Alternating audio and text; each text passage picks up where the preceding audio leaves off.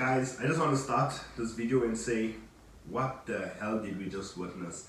Ilia Topuria might have just put himself into contention for pound number one in the world, and Shara Bullet might have put himself in contention for a knockout of the year.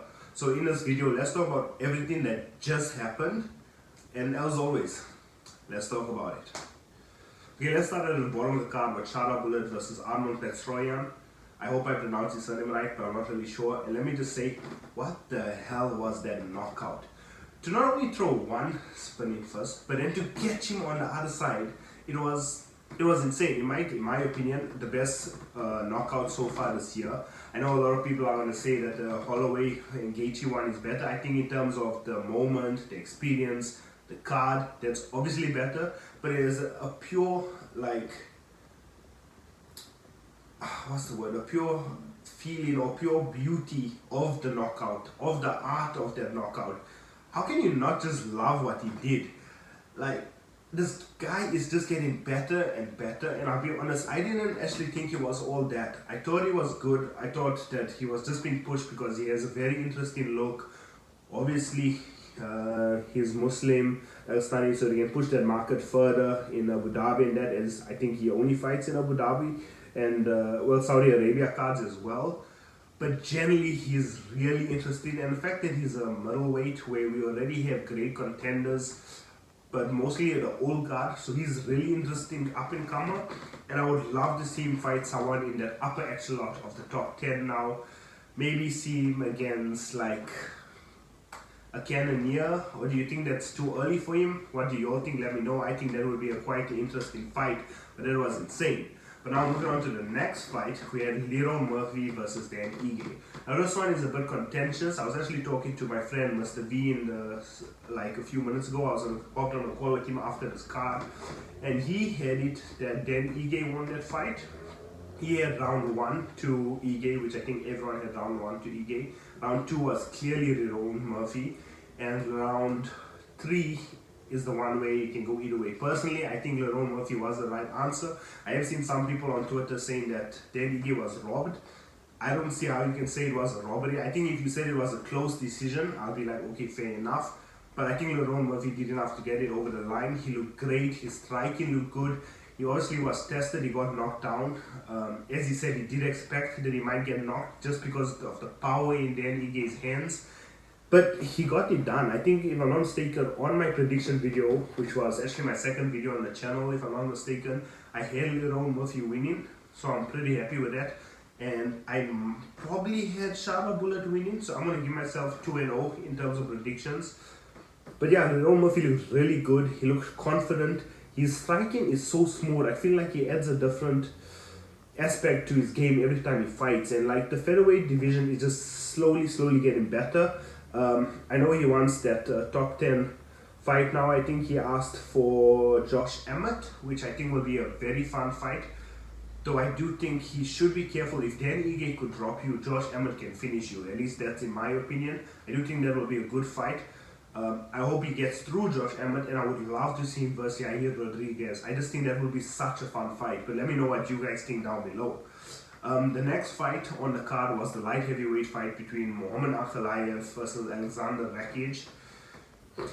And from the main event, this is the only card that didn't have that, it didn't have that wow factor, that it factor. I'm not just talking about the fighters in general, I'm talking about the actual fight. Like, it was good, but as soon as it went to a decision, we all knew that Muhammad Ankalaev was going to win that. I think he looked good. I don't think he did enough to really stand out and to build some fans around him. But I think he looked good. He never shot for a takedown, which the whole narrative against Pereira is that you need to verse Ankalaev, he's a grappler.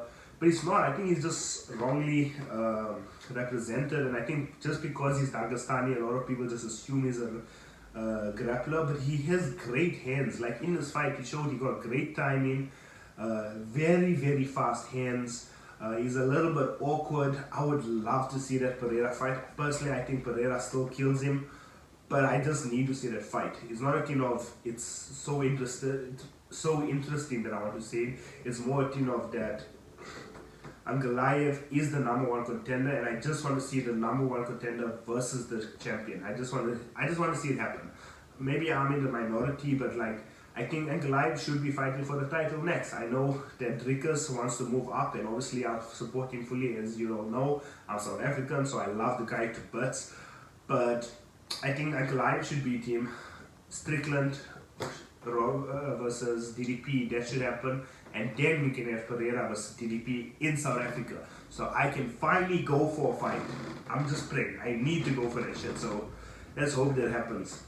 Now, for the middleweight, not the middleweight, the co-main event, sorry.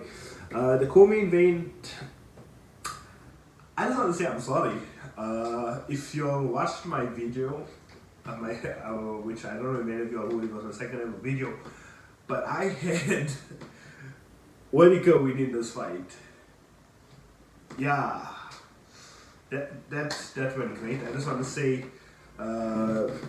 I said I told my friend I formally apologized to him in the video. So Mr. V, I apologize. I was harping on. I said Whittaker is just gonna be too much. I think Hamza will get exposed with his energy. I think I said that he's gonna shoot early, but Whittaker will weather the storm. And then as the rounds got later, I figured Khamzat wouldn't have it, but Khamzat reminded me who the fuck he is. I'm sorry, I forgot who the hell this killer was. And honestly, he looked amazing. It was, I don't even know, it was so surprising. I've never seen Whittaker look that shocked. And the tap from Whittaker was so quick that some people online will say that, oh, it was a soft tap, whatever. But he really got his jaw bad and it's really messed up. So that's really interesting. Khamzat is the next challenger. He's the next title challenger, and I am scared. I'm scared for Dricus, but I think... Actually, I'll talk about that in another video. But Khamzat looked amazing. His energy looked good. His speed looked good. I know a lot of people are worried because in the press conferences, he had this new calm demeanor, this new peaceful side to him, and people thought that he might not have his edge anymore. But honestly, I think he made him more dangerous. I think he was more collected. But the birth of his son, congratulations to Khamzat, if you'll see this video, which wishful thinking. But he looked more dangerous, more confident, and honestly it was scary, to put it simply. I don't see who beats him besides maybe Dricus if he fights for the title next, but I don't see how anyone beats Chimaev. It's terrifying, and Whittaker is hurts because Whittaker is one of my favorite fighters. I think I said it in my prediction video. He's one of my favorite fighters, and to see him get finished again, and this time by submission, it was a bit hard to watch.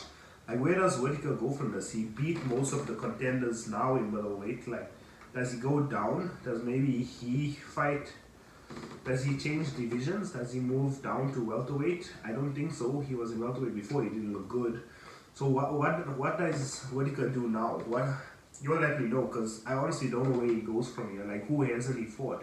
I guess he could fight, I think it's Baralio. That would be a very interesting matchup. I think that would be fun. So maybe that's the next step for him. But let me know what you guys think. Before we get into the main event, if you enjoyed the video so far, please leave a like and subscribe for more MMA content, as I'm going to have a lot of videos coming out soon. So drop a follow, not a follow, please subscribe. Okay, now for the main event. We had Ilia Topuria versus Max Holloway. And this is the second one I got wrong, and honestly it hurts. I think any fight fan would say that it's hard to watch. So in case you don't know, from the new generation of fighters, let's say in the past 5 years or so, my favorite fighter has been Alexander Volkanovski. So obviously to watch him get knocked out by Ilia was hard enough, but now to watch Max get knocked out, which is, I don't know any person who doesn't like Max Holloway, but to watch him get finished, I'd be able to accept it if Max just lost the decision. I'd be like, okay, fair enough, he put up a good fight, it was done. But to see Max knocked and finished and on the canvas, it was hard. And honestly, fair enough, Ilia might just be the best fighter in the world at this point. He's terrifying. It's the fact that he's so powerful as a boxer and so quick, yet his main speciality is jiu-jitsu, and we haven't even fully seen that side from him yet in the UFC. It's terrifying. Where does he go now? Obviously he said in a post-fight that he was going to verse Volk again, And then after that, I'm assuming it's going to be Diego Lopez, which I think will be a very fun fight. But then what does he do? Does he move up? And if he moves up, do you guys see Islam beating him?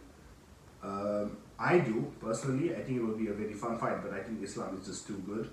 But, like, it was so hard to watch. Like, personally, I don't know how you guys scored it. The first round was extremely close, but I edged it to Max Holloway. I know Ilia had heavier shots and also the 2 takedowns, but I just think in terms of volume and work and slight damage, I think Max did a bit better. The second round as well, I give it to Max. I don't know how you all scored it. Personally, I think Max took the second round as well. I think going into the third, Max looked good. Max looked really confident. He was slipping the right shots. Obviously, there was a few challenging ones, but all it took was a left. I think the first punch was actually a right hook, and then that rocked him. And then the second one was that left hook, and then that Alex Pautan Pereira left hook again just put him on the canvas, and that's all she wrote, honestly. And Max said it himself. He felt great. He was fighting well. It just happened. He didn't realize how hard he hits. But Max said he's gonna bounce back and he's gonna verse Ilia again down the line. So I hope. But like, personally, I want Max to move up. I want him to go to lightweight. I would love to see so many exciting matchups for him. I think that was the beauty of this main event. There's so many things that could happen. If Max won, then we get the Volk and Max quadruple, I guess, which would have been interesting. If Max loses, like he did, he can move up. Just think of the fights, right? Max and Dustin rematch, peak. Max versus Michael Chandler, fun. Max versus Charles Oliveira rematch, also fun. Max versus Islam, great. Max versus Arman, fun. Like any matchup he does now when he moves up, it's just going to be fantastic. So I hope he moves up and then builds a new legacy there. Because he's still young. People forget he's only 32. I know he's been in the UFC forever. Like, people forget he's very young. He still has so much time. But yeah, now back to Ilia, the champion, the man of the hour, Mr. number 1 pound for pound rankings. He's terrifying. He is so terrifying. I just don't see how someone beats him. Like, who beats him at featherweight? Diego Lopez? No. Diego Lopez is good and I really like him, but I don't see him beating Ilia. And honestly, if Ilia defends against Volk again and then beats Diego Lopez, I think Ilia has a fair shot of moving up. Like, he has the reason to. But there is still like fun matches for Ilia. Like, remember, we've never seen him versus Brian Ortega. That's a fun match. We've never seen him versus Yair Rodriguez. That's a fun match. Like, he has fresh things to happen. Like, obviously, if Max won, he doesn't really have that fresh fights lined up for him because obviously he cleared out the division basically. But Ilia got some really nice fights lined up, and I can't wait to see him again. I'm hoping we'll see him maybe early next year. I assume he'll take a little break. I'm hoping he's not going to be like a once-a-year fighter, but I don't see that from him. I think he'll be a 2 to 3 times a year fighter. So I'm hoping we see him like maybe early Feb next year, and then we'll see him again later, maybe September or something. But yeah, guys, that's my breakdown of everything that happened on this fight. I think it was amazing. Honestly, in terms of entertainment, might have been one of the fights, one of the cards of the year. Like, generally, in terms of the main event, it's been great. The only like key things to touch on about the prelims before I leave, obviously, RDA lost, which I did say in my predictions. I don't know if you all remember that, but Jeff Neal won by TKO, so that was quite interesting. And then the other one is Chris Barnett. I don't know if you know that, but he's this really lovable heavyweight. He got TKO'd in the first round, so that's a bit sad to say. Farid Basharat, another upcoming featherweight, he's 13-0. He kept his O, so that's nice. Most fighters on this card actually kept their O. I think there was only one fighter who lost his O, and I think that is Rafael Quequera. I think that's his name. So he lost. I think he had his O, if I'm not mistaken. But all the fighters, like the main fighters, kept their O. Ilia Topuria, Hamza Chimaev, and Leron Murphy and Sharabullet. So that was actually awesome to see. But yeah, guys, that's my breakdown. I hope you all enjoyed this video, and always, I'll catch you in the next one.